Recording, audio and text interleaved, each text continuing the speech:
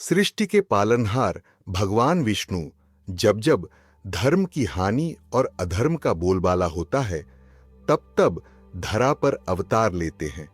उनका प्रथम अवतार था मत्स्य अवतार, एक ऐसा रूप जिसने ज्ञान और जीवन को प्रलय से बचाया।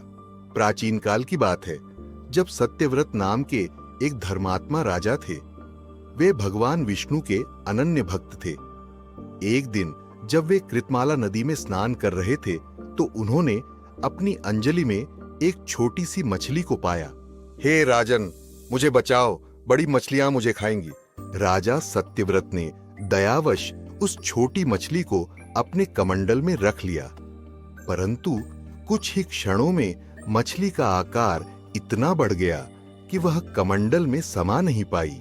राजन, यह पात्र भी मेरे लिए छोटा है, मुझे कहीं और स्थान दो। राजा ने उसे एक बड़े सरोवर में डाला, फिर एक विशाल झील में और अंततः उसे समुद्र में छोड़ दिया।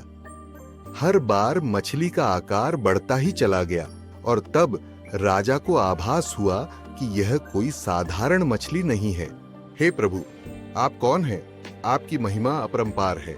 हे राजन, मैं भगवान विष्णु हूँ। शीघ्र ही प्रलय आने वाली है। यह पूरी सृष्टि जलमग्न हो जाएगी। तुम एक विशाल नाव का निर्माण करो और उसमें सप्तर्षियों, सभी प्रकार के बीजों और औषधियों को लेकर बैठ जाओ।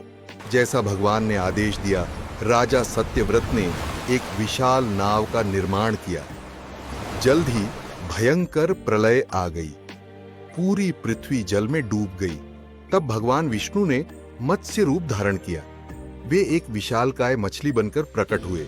उनके सींग पर राजा की नाव को बांध दिया गया। मत्स्य अवतार ने उस प्रलय के भयंकर काल में पूरी सृष्टि के ज्ञान और जीवन की रक्षा की।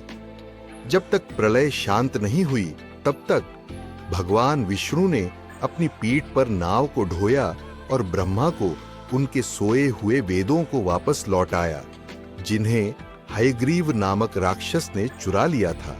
इस प्रकार भगवान विष्णु ने अपने मत्स्य अवतार से न केवल सृष्टि को विनाश से बचाया, बल्कि यह भी सिखाया कि धर्म और ज्ञान की रक्षा के लिए वे सदैव तत्पर रहते हैं।